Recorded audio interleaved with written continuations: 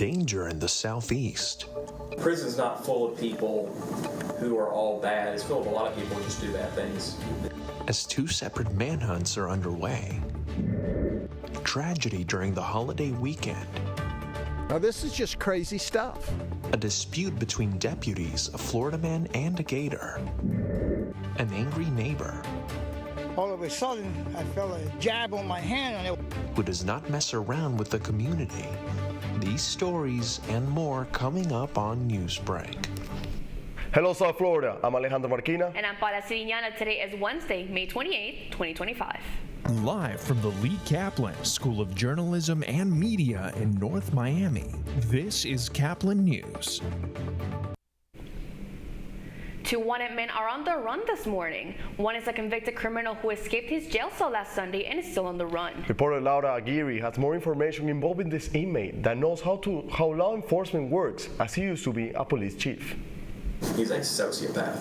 This former Arkansas prosecutor is talking about 56-year-old Grant Hardin, who remains on the run this hour. Hardin escaped from a northern Arkansas state prison Sunday afternoon. Records show he was serving 30 years for murder and 50 years for rape. Prison's not full of people who are all bad. It's full of a lot of people who just do bad things.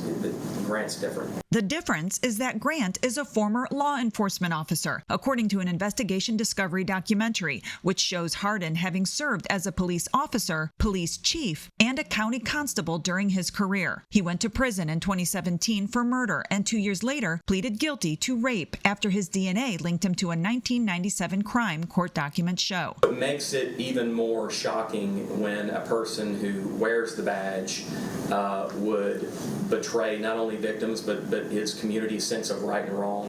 On Sunday, prison cameras captured Hardin wearing a makeshift outfit designed to mimic a prison official. Authorities believe he exited through a controlled and secured area, wheeling a cart of boxes and wood. Multiple law enforcement agencies are on this manhunt, one that comes less than 2 weeks after 10 inmates broke out of a New Orleans jail. 3 more of the fugitives were captured yesterday. Police dashcam in Huntsville, Texas, shows the moment 2 of them were taken into custody after a vehicle pursuit Monday. The 3 joined 5 others who were caught last week, leaving 2 on the run tonight. Jail officials say both men should be considered armed and dangerous. I'm Laura Aguirre reporting.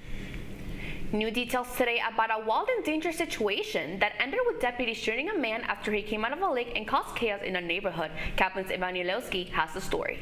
It's very sad to think that someone died right in front of your house. Memorial Day was extra somber for some neighbors living in the Christina Hemet community when they woke up to a round of gunfire in their front yard. The only things that I saw, I heard the gunshots, and as I opened up the garage door, 2 of the deputies that were involved were pulling him out of the passenger side of the patrol car. Monday morning, Polk County Sheriff Grady Judd said it started when his agency received a call about a, quote, shaking man asking to call his son. Deputies responded but didn't find him. Almost 2 hours later, there was another call about a man swimming in the lake with alligators. And he was gator bitten along the way. Now this is just crazy stuff. Do you usually avoid swimming in here? Nobody swims in here. We've got 10 and 12-foot gators in this lake. Wow.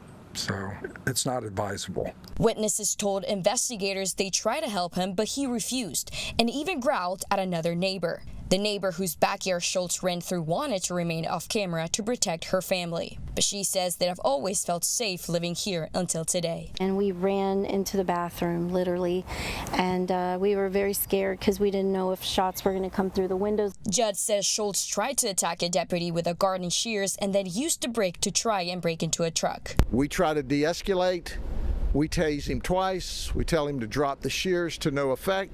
The tasers had no effect on him.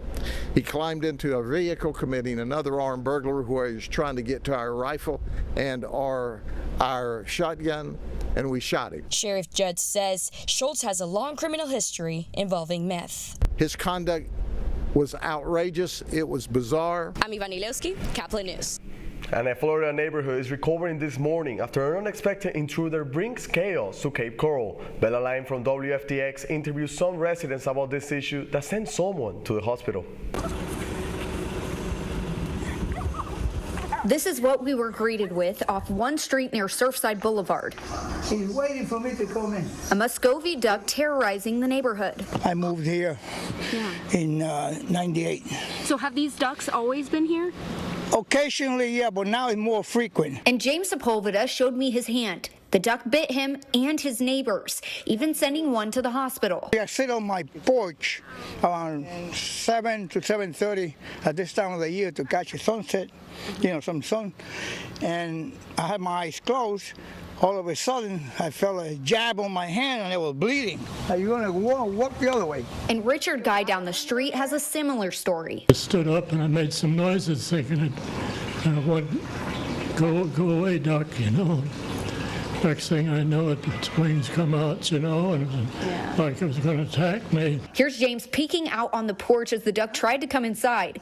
I reached out to the Florida Fish and Wildlife Conservation Commission, and they said, quote, Muscovy ducks are protected under the Migratory Bird Treaty Act, but the U.S. Fish and Wildlife Service has issued a control order, allowing control of Muscovy ducks and their nests and eggs in areas outside of their natural range, which is actually Texas. FWC says the ducks must be humanely killed or donated to educational or scientific institutes. But for James, he says being on a tight budget with his fixed income, paying for a trapper is just not in the cards. And they're actually committing injury to individuals they should get rid of.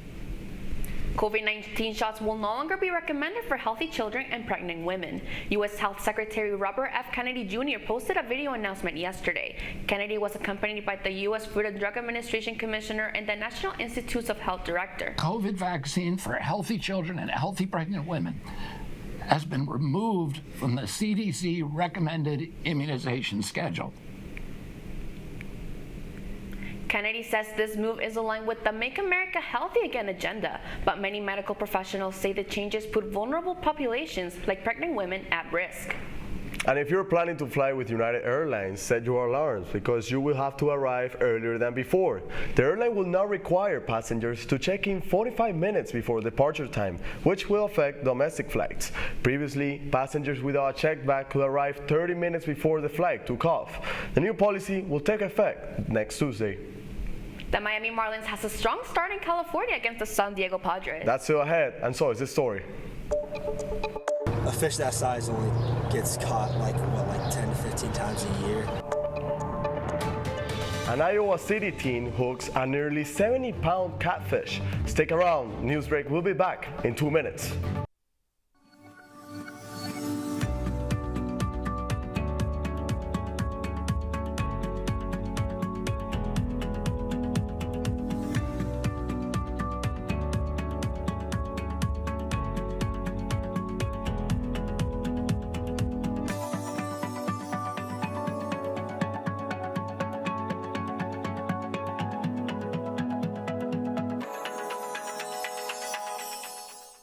See us dream.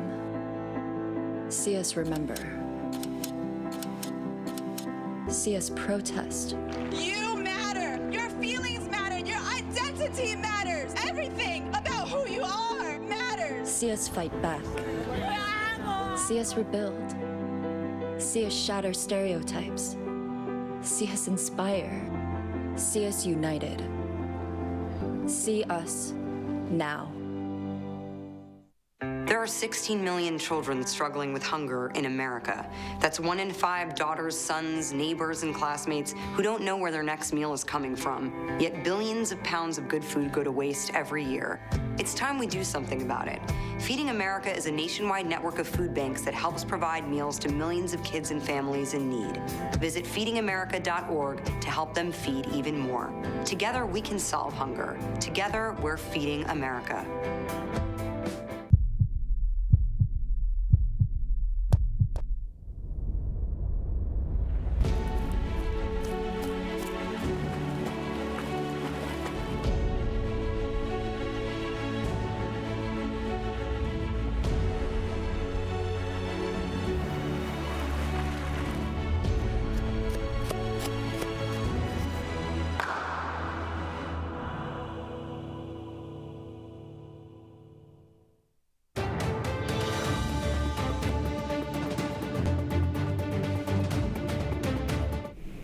A kid from the Midwest makes the biggest catch of his life yet.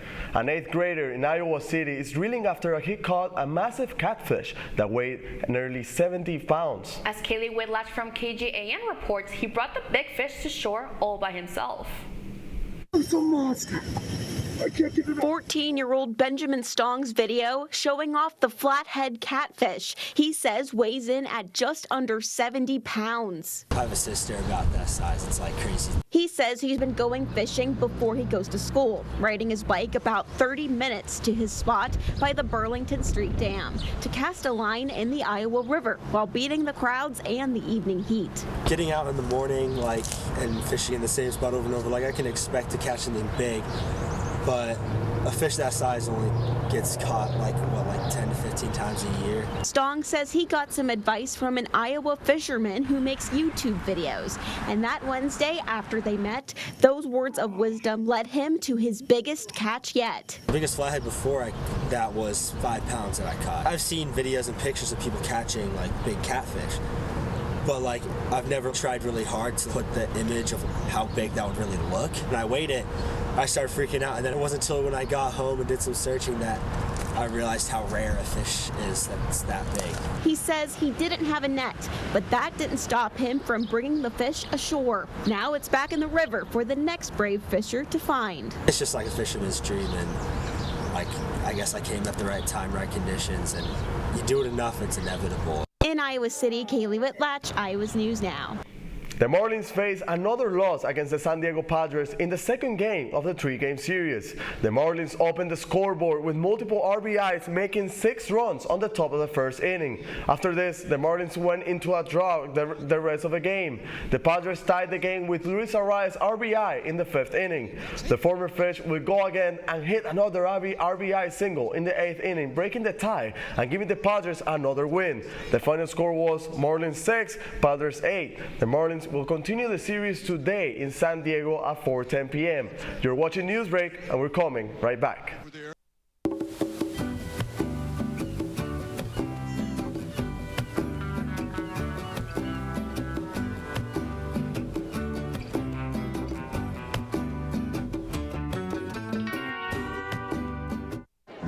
The black truck? Hey, Christina from accounting. Yeah, hi. Hey, I used to date a girl named Christina. Oh, really? Yeah, and then she dumped me for my best friend. You want to see some photos of them that I took? I don't. I thought we talked about this, buddy. Buzz and overshared again? Yeah. Yeah. I'm gonna call a car. That's a smart idea. So yeah, I know, that's why I did it. Hey, you're gonna get back to the top of the mountain. Does that mean I'm gonna get back with Christina? No. Oh. No.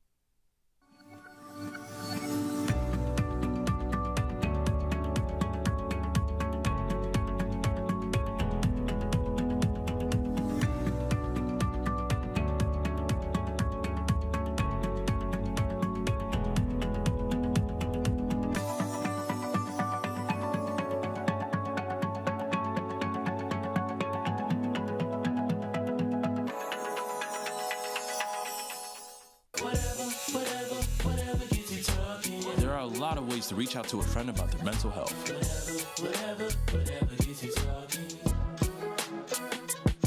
Learn how you can help at seizetheawkward.org. Bill is a family man. He invests his money wisely and provides a good life for his children. Just one problem. He often opens emails from senders he doesn't know, and his computer is not password protected. One day, Bill checked his bank account and 94% of malware attacks originate from emails. Don't be like Bill. Take your cybersecurity seriously. That's all the time we have for Newsbreak. I'm Alejandro Marquina. And I'm Paula Siriñano. Get more news anytime at caplinnews.fiu.edu.